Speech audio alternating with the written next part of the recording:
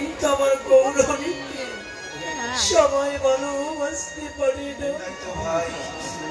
এই জগতে ভালোবাসায় আমরা সবাই বেঁচে থাকি। এই জগতে ভালোবাসায় আমরা সবাই ভালোবাসতে পারি, কিন্তু কয়জন আছি আমরা গৌরহরিকে ভালোবাসি। কিন্তু বাবা, যদি ভালোবাসতে হয় এই জগতে মানুষকে নয়।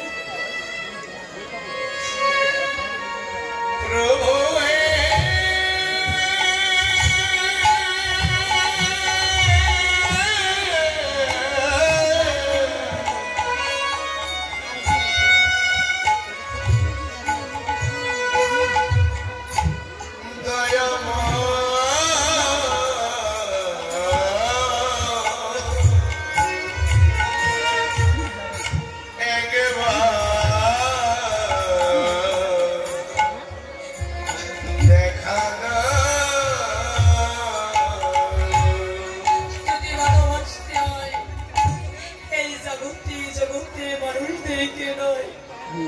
আমার গৌরহরিকে ভালোবাসো কেন? জগতে ভালোবাসার মধ্যে স্বার্থ আছে, কিন্তু আমার গৌরহরি ভালোবাসার মধ্যে কোনো স্বার্থ নাই।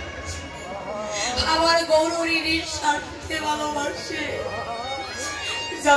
জগতে ভালোবাসার মধ্যে স্বার্থ কেমন? দেখবেন মা, যতদিন আপনি আমি তুই হাতে ভরে ওই ভালোবাসার মানুষদেরকে দিতে পারবো, ততদিনই তাদের কাছে আমাদের ভালোবাসাটা থাকবে। যখন আরই দিতে পারবো না, তাদের কাছে যে আমাদের ভালোবাসাটাও থাকবে না।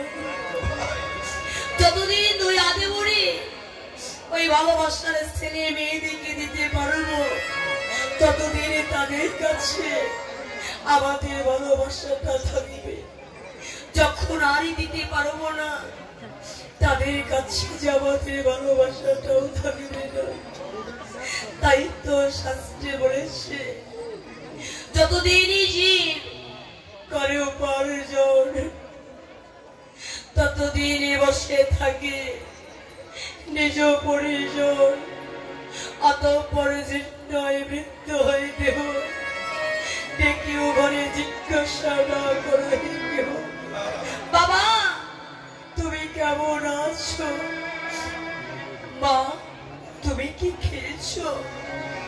ওই বাবাই যদি বলে, খোকারে আমি তো হাঁটতে চলতে পারি না, আমার হাতটা ধরে একটু বাথরুমে নিয়ে চলো রে খোকা।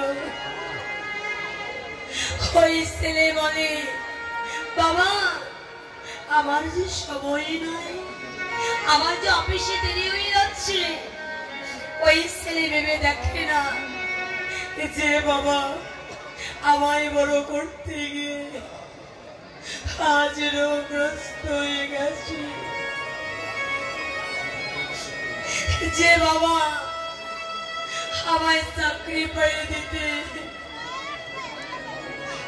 আজ পঙ্গু হয়ে বসে আছে,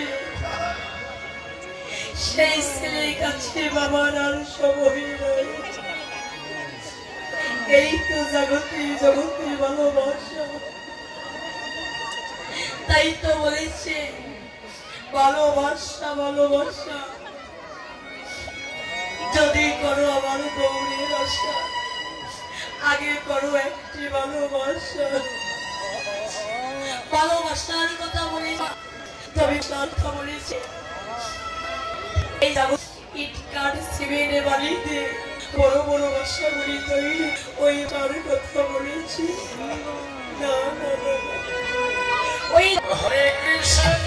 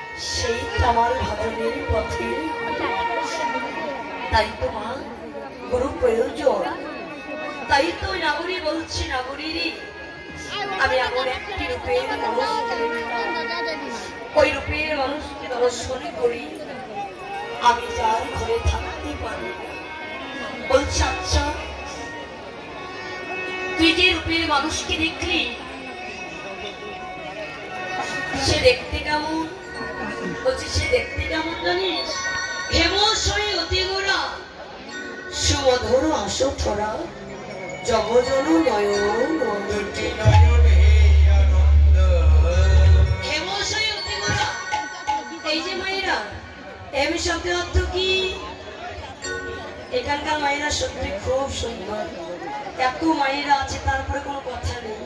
অন্যান্য জায়গায় এত মা, এই 4 ভাগের 1 ভাগ যদি মায়েরা থাকে কথার ছাড়াই কীর্তন করা যায় না। কিন্তু এত মায়েদের আগমন, তারপর যে মায়েরা এত শান্ত হয়ে আছে, সত্যি আমার ভীষণ ভালো লাগছে। মা আসলে মায়েদের ভাবটা এমনই হওয়া দরকার, এমন শান্ত হওয়াই দরকার। কিন্তু এখনকার মায়েরা আমার সমান বলেছে, আমি তার হই কার, যে জন্য আমার হয়। আমি যে তার হই, যে জন্য আমায় চাই, আমি যে তাকে চাই। যে জন্য আমায় না চাই, তাকে যে আমি সংসার মায়ায় ফিরে নাচিয়ে যাই। এই জগতে ভগবানকে পেতে হলে ধন দৌলত টাকা পয়সার প্রয়োজন হয় না বাবা। ধন দৌলত টাকা পয়সার প্রয়োজন হয় না। একটু নয়ন জল আর তুলসী দল দিয়ে আমার গৌরহরিকে ডাকার মতো ডাকতে পারলে আমার গৌরহরি তার হয়ে যায়। কিন্তু কয়জন ডাকতে পারে? সবাই ডাকতে পারে না। ভগবানকে সবাই দিতে চাই না। ভগবান নিজে বলেছে যে আমায় দিয়ে খায় তার কখনো ফুরায় না, যে আমায় না দিয়ে খায় তার টাকা ডাক্তারে খায়, রোগী খায়, মানুষই খায়, কোনো কাজেই লাগে না। তাই তো ভগবানকে দিতে হবে। তাই তো আজ কি বলেছি, হেমশয় অতি গোরা সুমধুর আশোধরা জগজন নয়ন আনন্দ। হেমশয় অতি গোরা, হেম শব্দ অর্থ কি মা? আমার বাবারা জানলেও বলবি না, বললেই লস হয়ে যাবে। জানি তাই আমার এক ভক্ত বাবা আমার 100 টাকা দান করেছে, সঙ্গে আমার এক ভক্ত মা আর 100 টাকা দান করেছে, আশীর্বাদ করবে। শব্দ অর্থ কি? হেম শব্দ অর্থ হলো সোনা, তাই না? মায়েরা বলতে পারছে না। না, হেম শব্দ অর্থ হলো সোনা। কি বলেছি? হেমশয় অতি গোরা, সোনার চাইতে অতীব সুন্দর আমার গৌর। সোনার চাইতে অতীব সুন্দর আমার গৌর হরি। তবে কোন সোনা যাচ্ছি? এইদিকে